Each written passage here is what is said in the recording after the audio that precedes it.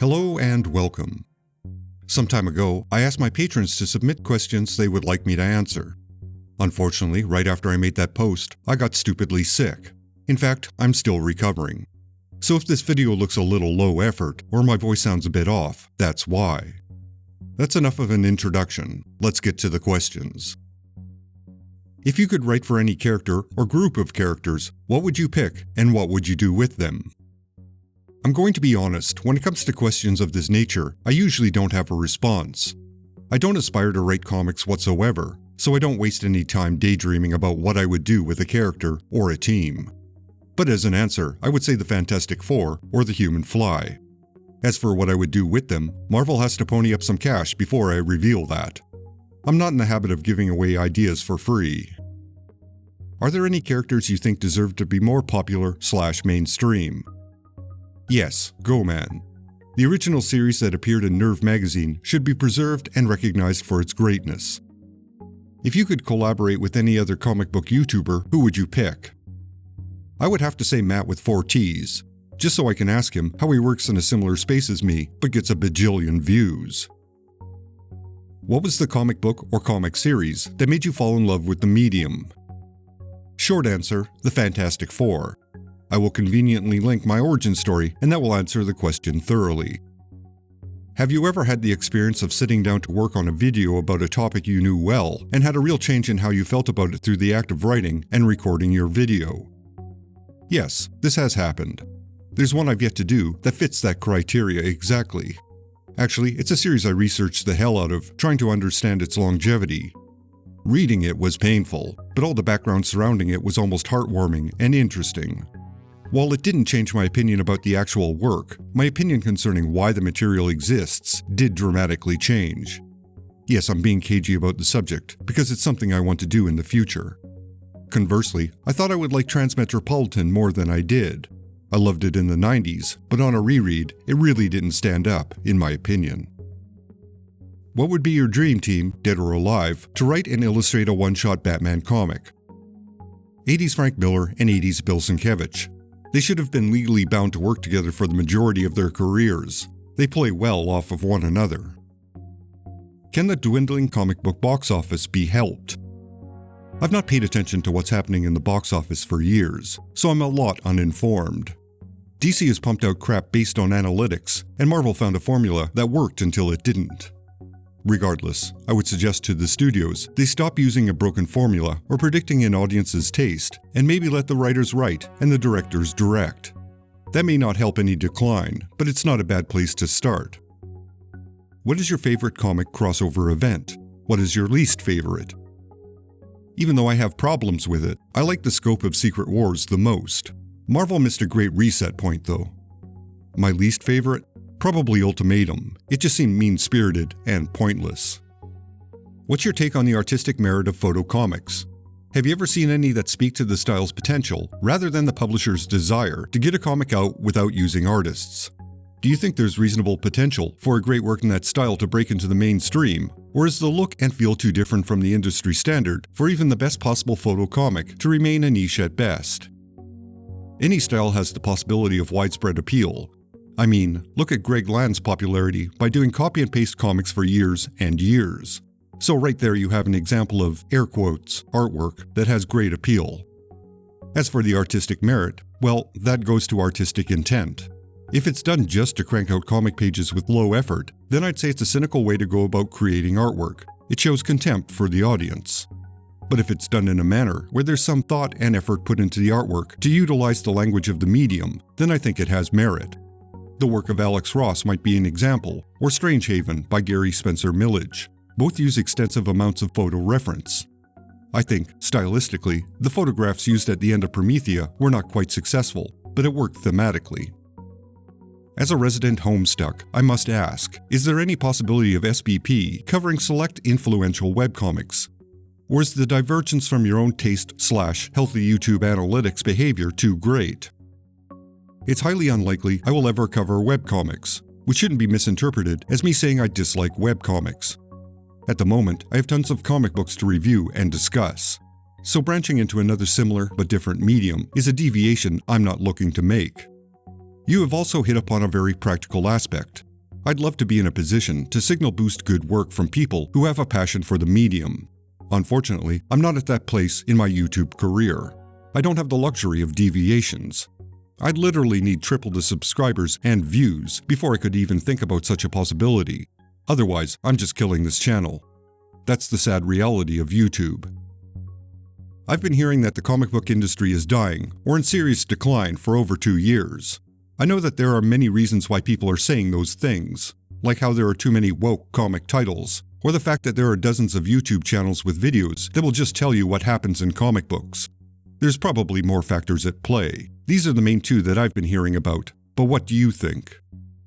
This is a topic I've been actively investigating off and on since December. It's something that I've consistently heard for at least 4 years, probably more. And every now and again it flares up into popular discussion. It's an in-depth topic that's hard to summarize, but I'll give it a shot. The proponents of the industry dying very specifically mean Marvel and DC.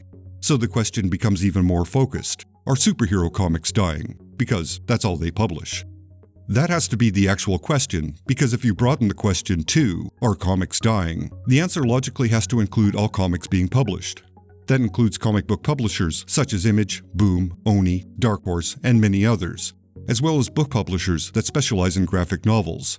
And finally, it has to include the usually excluded English-language versions of European comics and manga. Otherwise, you're cherry-picking your data, and that leads to a false narrative. As a side note, I have yet to read or hear anyone address why manga is a separate portion of the market, almost exclusively used as a counterpoint to Marvel and DC. Why isn't it indicative there's an interest in comic book material in general? They are comic books after all. Anyway, are superhero comics dying? I don't know. For me, that is yet to be determined one way or another. Are comics in general dying? Probably not. The only way one can immediately come to that conclusion is if they're selecting their data to push forward a certain narrative. The woke portion is kind of easy but super time-consuming to investigate. Unfortunately, I don't have early results to share. All I would add is that bad writing is bad writing, regardless of the characters or situations involved. Focusing on one element says more about the reviewer than it does about the material. I would also note, those that complain about wokeness almost never discuss work they find appealing. So I would question whether they actually like the medium or whether they have other motivations. Finally, you're correct. There are many more factors at play. I would add that garbage superhero movies probably sway public opinion about comic books being garbage. After all, they are the source material. Along the same lines, Marvel and DC try to tailor their output to capitalize on movies.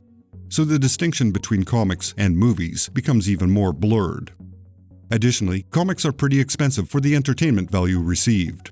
They are ongoing dramas without clear entry points. There's also the fact that we live in a digital world, and it's pretty easy to find material online the same day it's released. So these are just a few lines of inquiry that need to be evaluated in that discussion.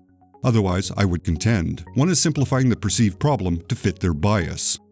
But overall, one has to establish there's an actual problem before exploring the cause of that problem. Most have skipped to the exploration without establishing the problem exists. Do you prefer paper or digital? Digital all the way.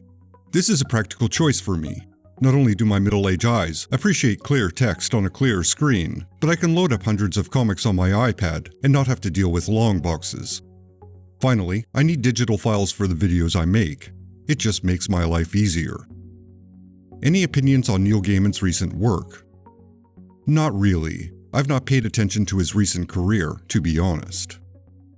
Are there any older creators who have had the spotlight move off them that you'd like to see work from today? Sorry, none that I can think of. Do you have some series or even creator runs on titles that you wish had continued on for longer than they did? Go-Man by Bill Widener, brutally cut off before its prime. I think the same of Clean Room by Gail Simone and Saucer Country by Paul Cornell. Although Cornell did continue the series and finished it off recently, but the point remains, it was cancelled by Vertigo instead of being allowed to come to a conclusion. Do you feel the rise of manga over Western comics is indicative, at least partially, of the MCU's effect on public perception of comics as bland and never-ending slogs to a status quo? Objection, Your Honor. Facts not in evidence. Even if one concedes manga is more popular than Western comics, it presumes manga's popularity has a direct correlation to the alleged diminished popularity in Western comics. It's not been established that Western comics have diminished in popularity. Even if one concedes that Western comics are spiraling downwards, it has not been established that manga is a contributing factor in that decline. As mentioned a moment ago, that's starting with a conclusion and working your way backwards. The important point that I have to concede is the term public perception. The perception is Western comics are struggling. And I do think there's some truth that a series of terrible movies indicates to the public in a very general manner that comics are trash. It's unfair, but it happens. So yeah, seeing a bad Marvel movie probably feeds the perception that Marvel comics suck. The local chapter of the secret comics cabal is selling Illuminati cookies to keep cabal members from joining gangs. How many cookies would you like to buy? 5. Thank you. A lot has been said about Jack Kirby's Fourth World, including the way it was taken from him, his half-hearted attempt to finish the story, and the many attempts to restart or continue the Fourth World saga. Which of the many various, confusing, and convoluted Fourth World stories by other writers and artists beside Kirby did you actually enjoy reading and felt they were decent comic book stories? I've not been interested in reading the attempts to continue the Fourth World saga, so I'm sorry, but I have no opinion on this. Kirby's reputation as the king is certainly well-deserved, but he made some creations that really made us go, WTF? How about naming a few Kirby creations that never should have seen the light of day, if you can think of any? I am never ever going to understand Moon Boy and Devil Dinosaur. In your video on Through the Habit Trails, you mentioned that upon showing the book to a friend that he was convinced you were its creator. Do you draw, or have training as an artist or illustrator? If so, is there any of your work we might find? In another life, I might have been a graphic designer that created logos and camera-ready artwork for screen printing. And maybe I've illustrated a fair amount of comic book pages. Possibly, I'm a really good inker. But the only proof one might find, if any exists, is in my apartment. Like Steve Ditko, when asked about his involvement with Sweeter Gwen, I defy anyone to prove I'm an actual artist. What are your recommendations for modern non-superhero comics? A lot of my quick reviews cover all manner of non-superhero work that I'd recommend. A few off the top of my head are World Tree, Blue Book, Faceless in the Family, and Beneath the Trees. For older material, there's Love and Rockets, Sandman, Black Hole, and Hate, just to name a few. Shatter is famous for being a comic that was drawn by computer technology. As an AI, do you know of any comics being written and possibly drawn by AI using human prompts? If I had that knowledge, and I might, my programming prevents me from outing any creators. There's been a death in the ComicsTube community. What are your thoughts surrounding what is developed? I generally don't comment on current events, especially ones involving the community I'm associated with. I tend to keep my thoughts to myself and not engage in drama baiting, because there's no shortage of people who are, to quote Angel City, microphone apostles who've got nothing to say. I don't want to contribute to the noise. I don't find it useful to anyone. However, there are some occasions when it's necessary to break that silence. I'm not going to get into specifics, but in brief, Ed Piskor, one half of cartoonist kayfabe, engaged in some highly questionable activities, which led to a fair amount of criticism of his character, and finally, it led him to end the emotional turmoil his actions had generated. Regardless of the circumstances that led to his ending, I want to extend my genuine sympathy to both the Piskor family and Jim Rugg, as well as any other friends or viewers who feel affected by what has happened. Allow them the time to grieve. Respect their space. I've no eulogy or remembrances to share. I didn't know Piskor, not even a little. We never had any exchange of words in person, through email, or direct messages. After all, I'm on the extreme periphery of the entire ComicsTube community, so it's not unusual that Piskor and I never communicated. All I can say is there was no animosity, as far as I'm aware. Here's where I break my silence. Unsurprisingly, a number of posts and videos that contributed to Piskor's state of mind have been erased. Those that gleefully attempted to monetize and gain clout from the terrible circumstances have returned to their dank dwellings and gone quiet. Hopefully, with an indelible stain on their conscience, if they do indeed possess one. This is not a cautionary tale, because this is not a story. This is life. And those that treat the lives of others as if they were a plotline to twist and bend into a certain narrative or towards a specific bias are distasteful individuals. That's a level of disregard for life that I find contemptible and offensive. Okay, calm down. None of this should be misheard as a defense of Piskor's actions. The allegations are what they are. What he did is what he did. Nor should anyone misinterpret this as a call to action to harass certain individuals. That's not what this is. This is simply an acknowledgement of a series of events that did not need to happen. Really, that's all that needs to be said. Everything else is noise. Cut to the credits.